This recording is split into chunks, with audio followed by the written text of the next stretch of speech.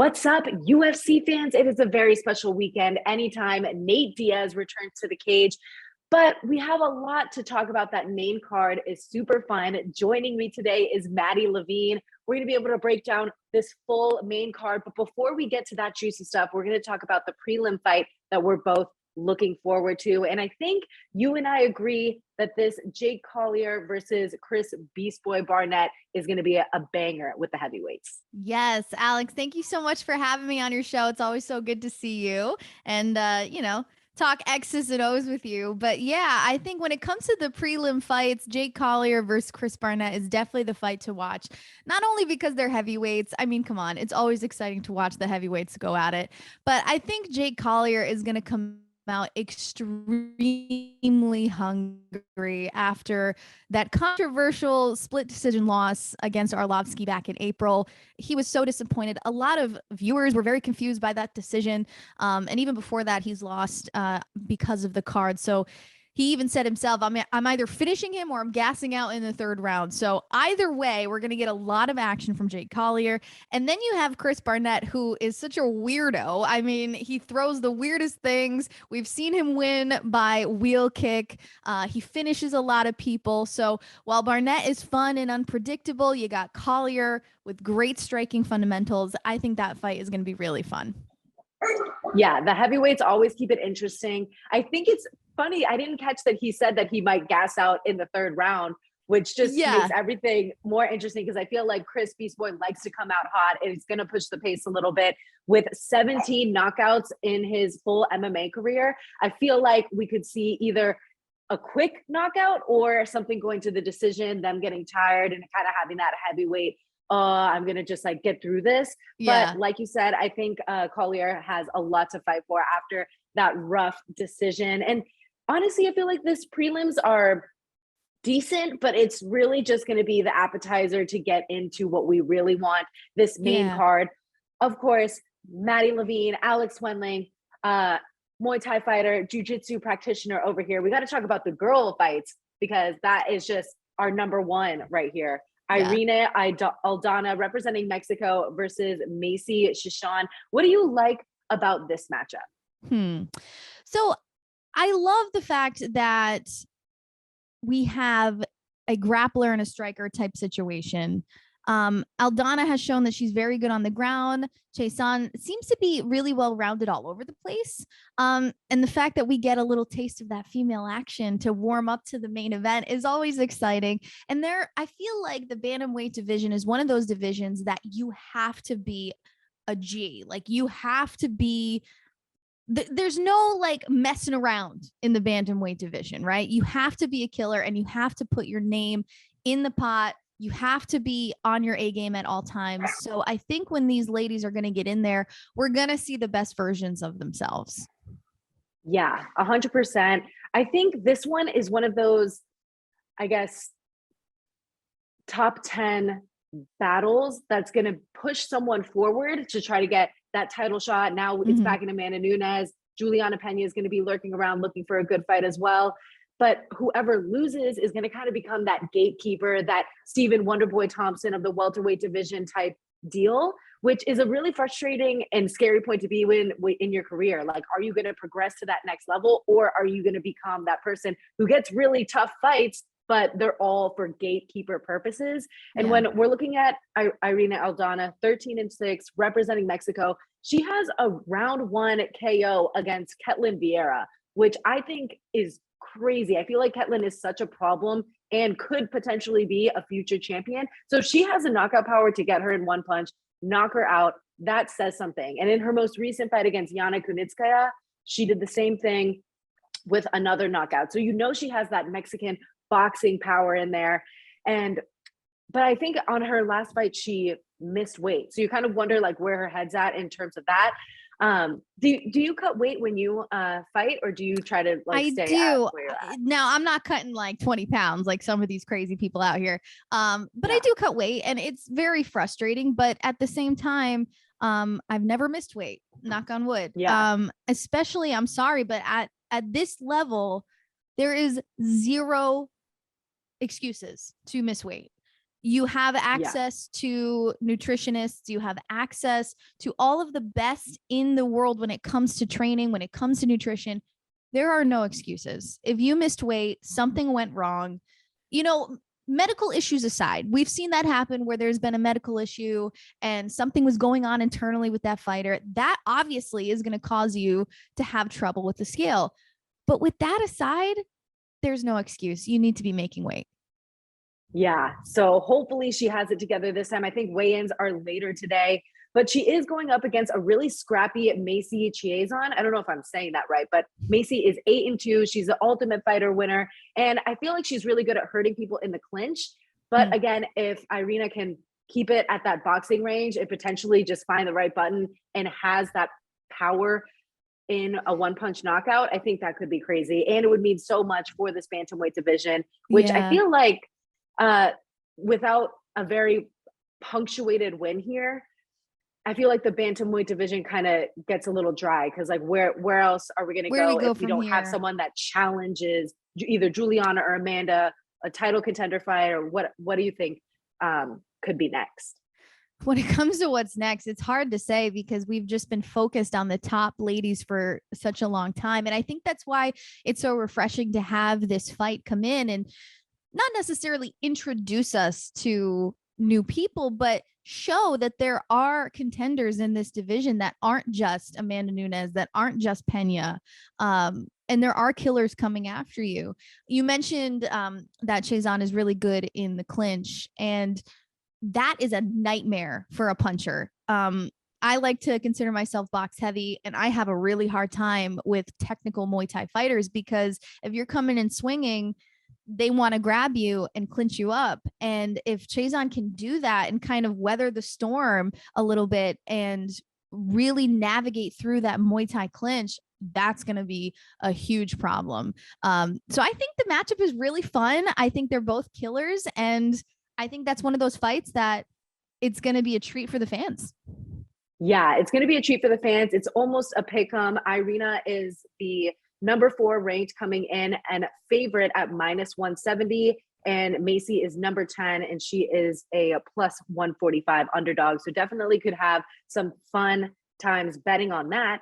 And then our next topic for this main card, we're going to talk about the co-main, we're going to talk about the main, but what is another fight on this main card that you feel like the fans should be excited for? I think it's the fight that everybody's talking about. It's Holland versus Rodriguez. I mean, they're both extremely rugged. They're both, put it all out there type of fighters. They both have wins over some high profile names, and they both like to throw a lot of heavy hands. And what better fight for the fans than scrappers? You know what I mean? I think this is the scrapper card, which I'm really excited about. You can always count on activity from Holland. He's been doing great at welterweight. Some talking too. Yeah, exactly. He's great at running that mouth. But he's going back up to middleweight for this catchweight fight. So that's going to be interesting as well. He's going to have a little more weight behind that power that he already has. And then you got Rodriguez. It is a short notice fight, but I think we can agree this fight has been in the making for a few years now, and there was no way that Rodriguez was going to say no to this fight. And personally, I love when fighters take short notice fights because I feel like that doesn't allow them to get caught up in all of the nonsense, aka Holland trash talking, trying to get into your head. You don't have time for that. All you have to do is get ready for the fight. And that's why I think we're going to see the best version of Rodriguez, as well as that killer Holland instinct.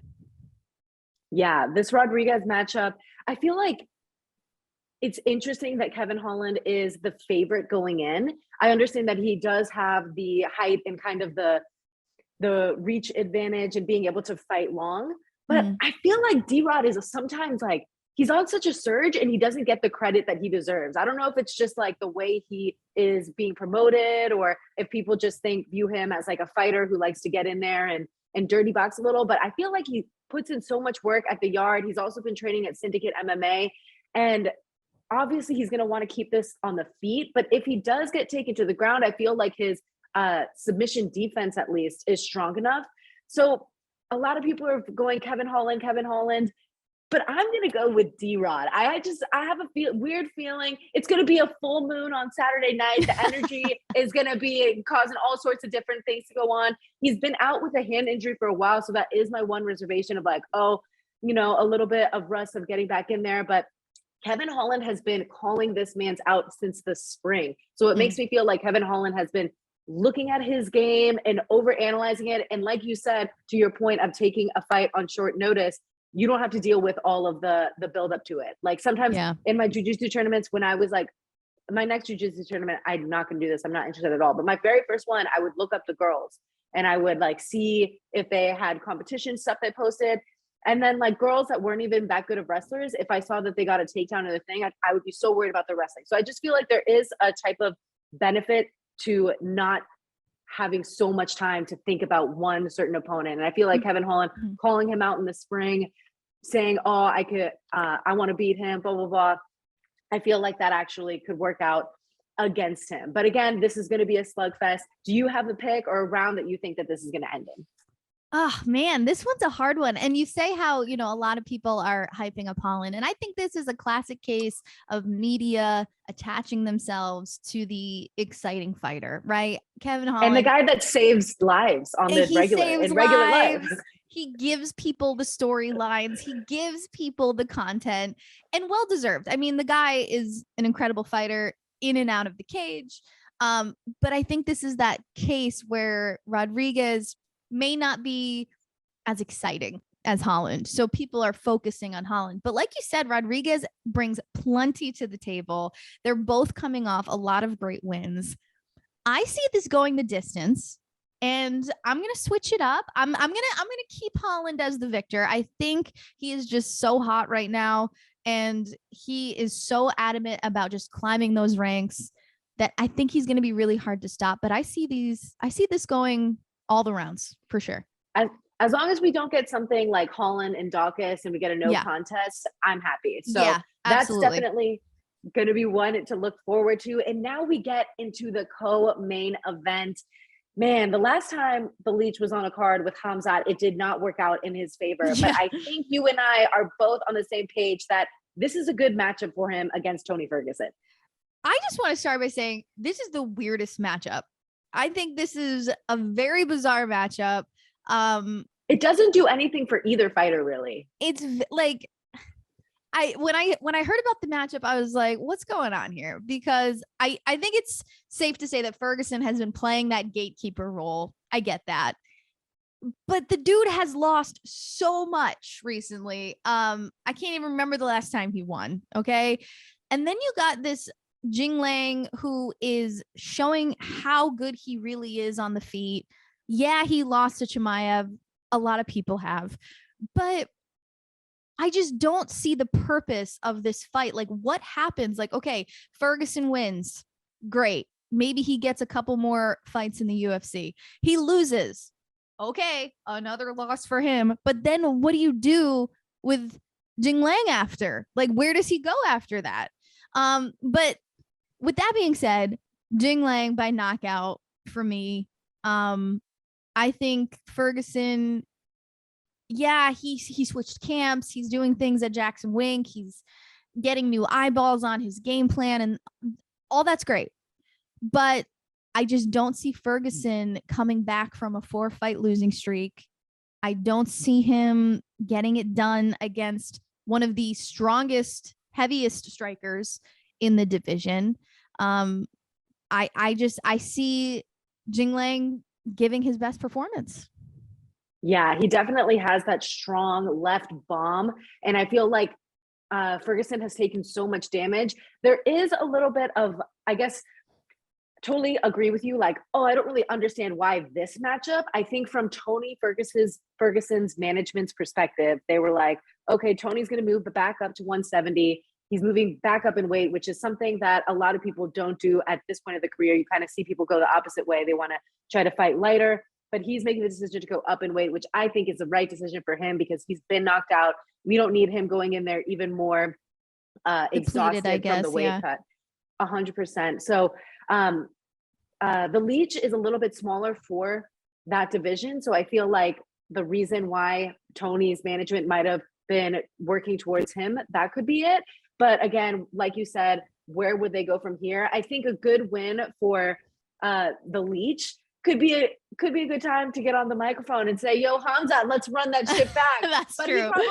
He probably doesn't want that smoke. Let's be real. Khamzat is an absolute freight train right now, which we'll get to how his hype train kind of got a little segued after that fight against Gilbert Burns. But like you said, you can't even remember when the last time Tony Ferguson won. It was in 2019 against Donald Cerrone, and he had a TKO stop. And like another Cerrone, guy on his way out. Yeah, that is like living it up in Hollywood, which I'm kind of excited to see that movie. I'm like a big movie person now. It's gonna be great. But it's gonna be a good one. But like I said, Tony Ferguson, it's gonna be hard for him to really get anything going against the Leech.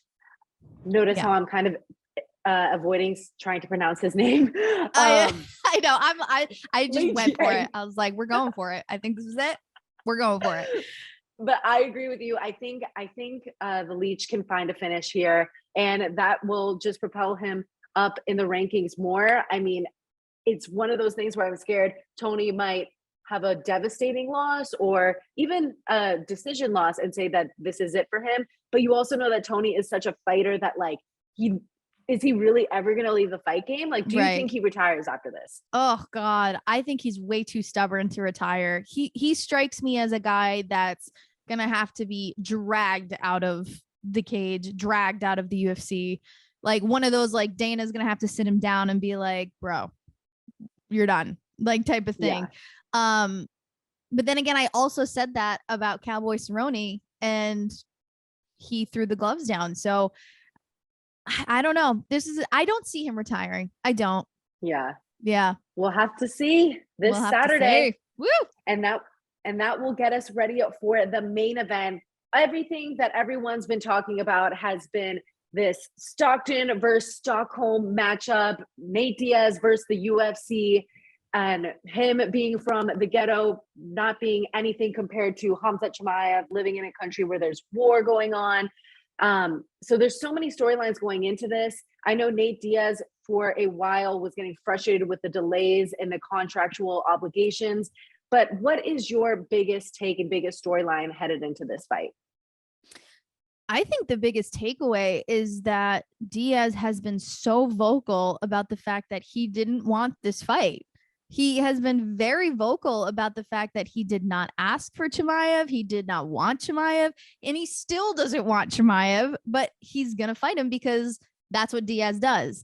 And, you know, he's been also very vocal about being stressed out with Dana and stressed out with just getting that last fight done. But I think it's extremely thought-provoking that he's like, I didn't want this fight. And that kind of worries me that he doesn't care enough. And when Diaz is at his best, it's usually because he is 110,000% invested, right? He's like, I need this win. F this person. Let's get after it. And I'm not seeing that out of him. So that part worries me a little bit. Yeah, I don't know. Knowing who Diaz is as a person, we know he's going to show up and show out. But when it gets to the nitty gritty, when it gets into those championship rounds, which I do believe it will get to. Oh shit. Okay. A lot of people are just taking Khamzat in like the first or second round. I'm like, I don't know. Yeah. I feel like Nate is, you know, obviously black belt in jiu-jitsu, has been in this game for so long. I feel like he understands how to survive. Mm-hmm. Obviously he's going up against someone who's like 10 years younger than him, who's on the rise. But I feel like a lot of gaps were shown in the Gilbert Burns fights, not enough to be like, oh my gosh, this guy isn't the next big thing, but it definitely humanized Khamzat to be like, okay, this guy is just another really tough fighter in this division. And it feels like the UFC is trying to build up Khamzat's name more and trying to have someone with as big of a popularity in Nate Diaz give him Khamzat Chimaev on their last fight, on the last fight of his contract with the UFC. So you can kind of see the storyline surrounding that But then Yeah. you also see that Nate Diaz and Dana White have been saying nice things about each other this whole time, this whole week. So it's like, okay, that animosity obviously doesn't seem super, It may be a little I more guess, blown up furious. than what it actually is, you know? Yeah. And I do know, see like, Burns like go back and forth with him too. I mean, like to see Burns be able to go toe to toe with Chimaev, granted he didn't win, Diaz is 100% going to do that. yeah. You know, like he's going to be more than comfortable with trading. So it's, And Khamzat got so tired in the second. I feel like once he got like a few big hits, but like the one thing is Gilbert does have some serious power. I feel like Nate has more of a volume, more volume to his striking. And I feel like I don't see a knockout happening, but I do see it going into the late rounds and Nate being able to put on that volume. And then Nate wins by decision. Really? I'm calling it. I'm calling it. You know what? I truly hope you're right, because I have always been a Diaz fan. I love the fuck you energy. It's amazing. I strive to have that energy in life, honestly. But Yes. I don't know. I think Chimaev is just way too clean, is way too on top of his game right now. I do see it happening. I do see him finishing Diaz in one of the championship rounds, but I see it as like a slugfest. Like I don't see it as like a clean knockout. I don't see it as like a clean submission. I see it as like them going toe to toe, battling it out, and Diaz gets worn down is what I see. But granted, you know, this is Chimaev's first 5-round fight. We did see him get tired in a 3-round fight. And Diaz is very comfortable with 5-round fights. So I could be totally off base. But either way, this is going to be the best fight of the night. It's going to be so much fun. At least I hope. It's so tough because it's just like you want to say that Nate's cardio is going to be so good. But then you just like look at the human body in general. Like all cards would say that the 28-year-old would have the better stamina. So it's going to come down to like what happens in the moment and what tools Nate can use to wear him down so that he can make it to the championship rounds. I don't know. I can't see Nate getting knocked out. I think that's just like my subconscious being like, I can't see it. Like I will not manifest it. I literally can't see him getting knocked out. Like I feel like if there is a submission, or there's not going to be a submission from Khamzat against Nate Diaz. I think if there was a submission, it could be the frustration of, you know, Nate Diaz getting in there, slapping him, tiring him out. And then Khamzat resorts to his wrestling, his pedigree. And then Nate is able to whip up snatch up a guillotine on him. And he has a good tight grip on that. He's had 4 submissions, I think, by guillotine. His one against Conor McGregor was a rear naked choke. So he's had those submissions. He hasn't had a submission since 2013. So that's why I'm thinking that this fight will go to the decision. But I don't know. I can't, I don't want to say that Khamzat is going to knock him out. I can't see it. Like I literally can't even envision that right now. Like I try to imagine all sorts of scenarios and I can't envision that happening. But we're going to have to see. I know you had mentioned how Diaz is a volume puncher, and that can be very overwhelming and tiring and annoying. But when you have Chimaev, who's a counter striker, it's almost better to have a volume striker doing that to you because you can time off so many more opportunities. So I think just the style of fighting that Diaz has, it's going to be easy for Chimaev to capitalize on is kind of what I'm thinking. But that constant moving forward from Diaz, oh my God, that's exhausting. And but they both do it. So that's what I'm so confused about. Like who's going to get, like, I feel like Nate works really well off the fence, like getting people onto the fence, but I feel like he does it in like a stand-up kind of clinch way, getting close elbows. But I feel like Khamzat could easily reverse things, get things low. Like he likes to pick you up on the fence and get low with things. So it's just kind of like a complete clash of styles. And like you said, I think they go so well with each other that they both expose certain things in each other's games that could just like go either way. Obviously the fans and the media and the betting services all think that Khamzat is just 100% gonna win this all, but like you could make some serious money by betting on Nate Diaz. Like the odds are kind of insane. Are you gonna be betting, you think? I will be betting on a few of them, but then I'm going to be at a music festival and like not seeing any of this live. I'll probably be like mid concert and be like, okay, wait, let me check this really quick. Dude, some of these stats are crazy. Like if Nate Diaz were to win by a knockout in round 1, if you bet $100, you would win 9,000. Isn't that crazy? Like, I just feel like betting is insane. And then Nate Diaz to win by submission in round 2, you bet 100, you win 6,500. Dude, like I think that's crazy that's like a foolproof bet. Like you have to bet. Yeah. Wow. So I don't know if you're a Diaz fan in general and you want to put your eggs into a basket where you would get a big payout. I think betting wise, Nate Diaz could be the smart bet, but the safe or no, the most risky, high risk, high reward bet is Nate Diaz. The smart bet would be Khamzat Chimaev, but my heart's saying Diaz. I know your heart's saying it too, but your mind's taking you to the logic is outweighing the heart right now.